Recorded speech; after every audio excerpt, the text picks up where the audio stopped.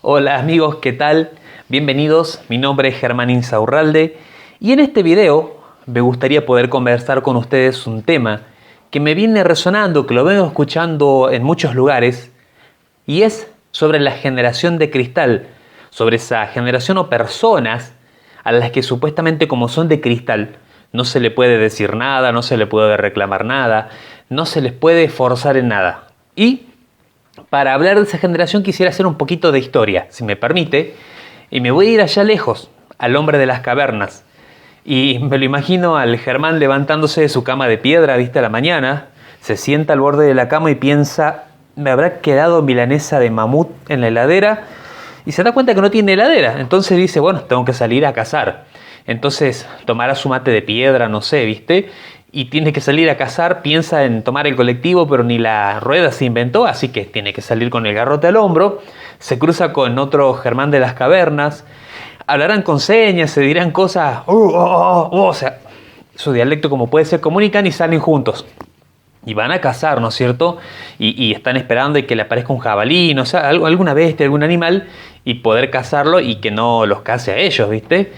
Entonces, literalmente, el uso de la fuerza era elemental, era indispensable, ¿no es cierto? Y mira, vuelvo en el tiempo, vengo, avanzo mucho más años, en el medio toda la evolución, guerras. Fíjate que un factor predominante es la fuerza, ¿no? Y vamos al 1830, mira, me detengo en esa etapa. En esa etapa de nuestra Argentina, puntualmente hablando, llegaron grandes oleadas de inmigrantes.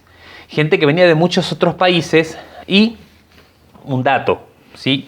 Había un hotel que se llamaba el Hotel de los Inmigrantes, en donde había gente que enseñaba idiomas para esta gente que venía sin hablar nada, o de español por lo menos, y mucha de esta gente ocupó el interior del país y se dedicaban a la agricultura. Mirá este común denominador, todos trabajos de fuerza, ¿sí? La educación era muy poca, un acceso muy limitado. De hecho, más que nada se aprendía en la casa, y si bien había talleres donde se podía aprender los oficios, o como los inmigrantes que recibían algunas capacitaciones en ese momento, todo era más que nada trabajo forzoso. Me cuenta mi mamá, ella tiene hoy 75 años y cuando era niña me cuenta dos cosas que me llamaban la atención. Una, la escuela. Dice que ella hizo hasta cuarto grado. Iban a la escuela y la tarea era darle de comer a las gallinas, a los chanchos, todo manual.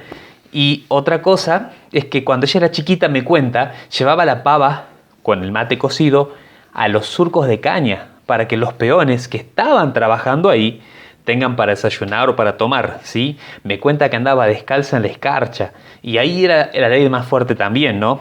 De hecho, ella después trabajó en textiles, por ejemplo, y era todo trabajo fuerza, todo venido en tema de la fuerza, ¿sí? Evolucionamos como en la naturaleza, con la ley del más fuerte, que hoy se conserva, ¿no? Ahora, toda esa evolución, si vamos a hablar, me permite, mejor dicho, hablar desde la evolución industrial, ¿sí? Hablando de principios de 1900 en adelante, hablando del modo de trabajo fordista o taylorista, que era muy por trabajos repetitivos y empezaron las industrias, la producción en serie. Todo lo que fue el liderazgo también tenía eso como del más fuerte, el jefe rudo, ¿viste? Se le temía al jefe, se lo respetaba, pero por temor, mucho más allá de la lealtad, ¿no? Y siguió siempre como el tema espartano, siempre el más fuerte venciendo y avanzando. Y en el camino, en el tiempo, hasta hoy, pasaron tres cosas, tres grandes cosas que voy a listar.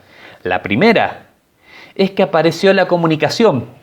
¿Te acordás que yo te decía que los germanes de las cavernas se cruzaban y trataban de dialogar y coordinarse para ir a comprar un mamut?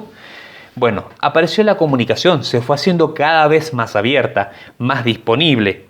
Se empezó a comunicar la gente mucho más, a relacionarse, que lo harían desde antes, las tribus, ¿verdad? Pero avanzó mucho la comunicación y pasamos de no tener comunicación a chatear con personas que están en otro país. Yo tengo un amigo que está en Estados Unidos. Imagínate si le mandaba una carta antes. Y hoy agarras el celular y te haces una videollamada. Mirá cómo cambió todo, ¿no? Después, ¿qué pasó? Producto de esta comunicación interpersonal también surgió la información. Yo te contaba que los inmigrantes en aquel entonces, cuando llegaban, recibían escuetas capacitaciones, o sea, apenas aprendían idioma y algunas habilidades. Hoy la información literalmente está a un clic de distancia, entonces se puede aprender y estudiar y buscar lo que quieras. Lo que se te antoje lo puedes encontrar. Y lo tercero que pasó fue la pandemia. Y eso fue reciente y todavía sigue, pero la pandemia nos cambió a todos. Nos cambió y nos llevó a que nos conozcamos. Venimos juntos desde aquel entonces, desde las cavernas, en tribus, y de repente la pandemia nos dejó conectados, pero separados. Y aprendimos. ¿Qué aprendimos en la pandemia? Y creo que lo pudimos ver todos.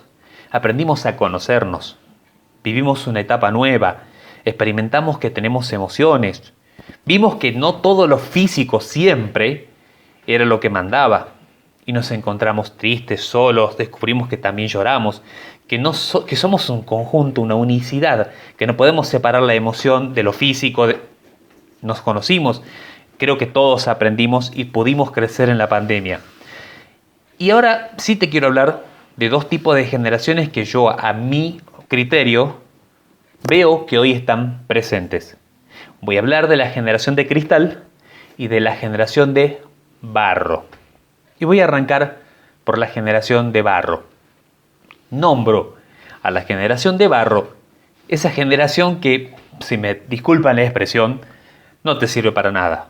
Porque es la generación que como papás a veces, con la mejor intención de que nuestros hijos no sufran esos que sufrimos nosotros o los abuelos sufrieron, eso que pasó y como les contaba de mi mamá, vieron que con 4 años andaba dándole de comer a la gallina y que era chica andaba con la pava en medio de las heladas descalza. Tratamos que los chicos no sufran eso, ¿no? No se traumen y de repente generamos niños de 25 años, 20 años, que no estudiaron, que no se prepararon, que no están aportando y que son de barro. A eso sí vos los tocas y se te desmoronan.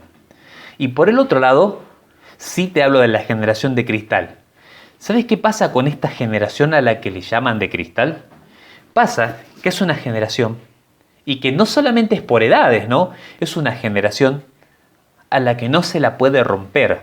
No es que no la podés, no es que no se le puede decir las cosas, no es que no se puede exigirles cosas, pero es la generación que está comunicada, o sea que no se calla la boca, que se manifiesta, que dice las cosas, que está informada, que entiende, que estudia, que conoce, que ve y se da cuenta, como vos estás mirando este video, ¿sí? Se da cuenta que no se la puede pisotear, que tiene derechos, que son importantes, que son valiosos, que ya no es como aquel entonces que tenían que pelar caña a latigazos. No, se dieron cuenta que todo cambió, que evolucionó. Y la pandemia ordenó el resto. Ordenó prioridades, ordenó conocernos mucho tiempo. Se dejó de lado lo emocional o si alguien estaba triste, está triste, mucho tiempo. Es como que la gente no podía manifestar lo que sentía. Si manifestaba era un debilucho, el más fuerte. O de repente había hasta burla cuando algo sucedía en las emociones de la gente. Y hoy en día convivimos, además de estos dos que te decía, barro y cristal, convivimos 4 generaciones en cuanto a tiempo.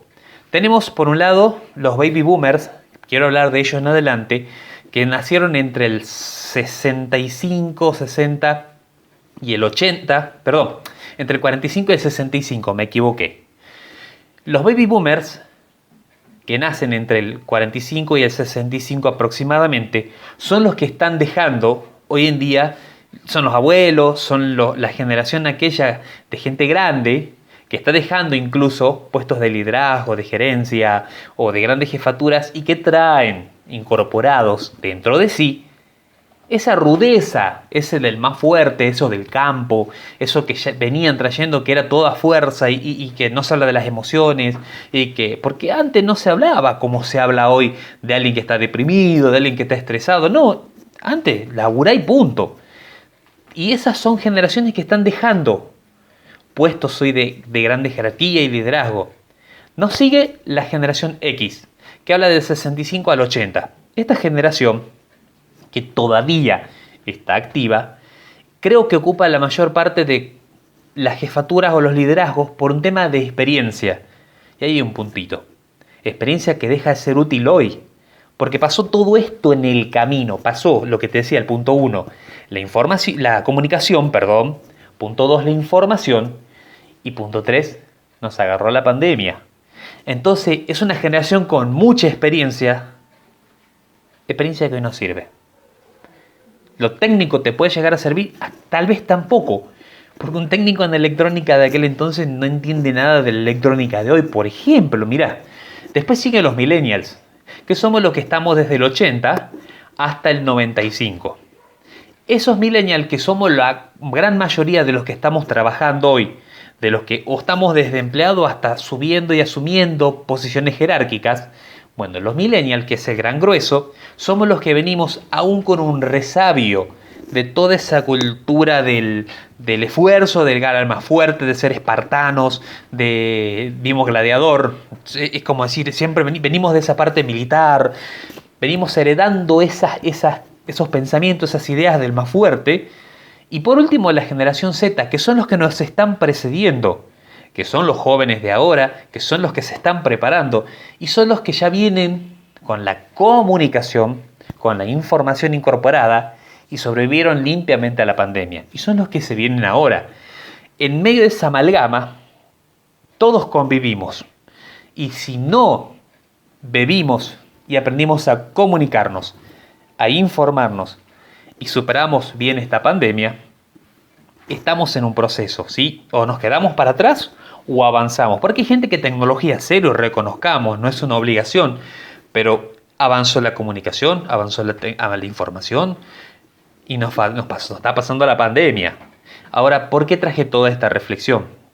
Porque también se nos dice a los millennials, a todas las generaciones completas, cuando estás saliendo de todo esto y ya te informaste y entendés que hay derechos, entendés, ojo, derechos y obligaciones, porque no todo es derecho, pero estamos hablando de que ya se guardó el látigo, ya no se permite la falta de respeto, entendimos que tenemos emociones, entendimos que nos enfermamos mentalmente, entendimos que el estrés es real, entendimos que el cansancio mental es real, lo aprendimos, lo estudiamos.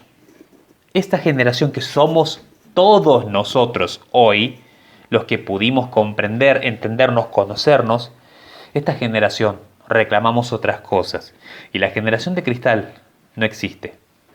Porque es una generación, y somos una generación, que no vamos a permitir, no vamos a tolerar atropellos.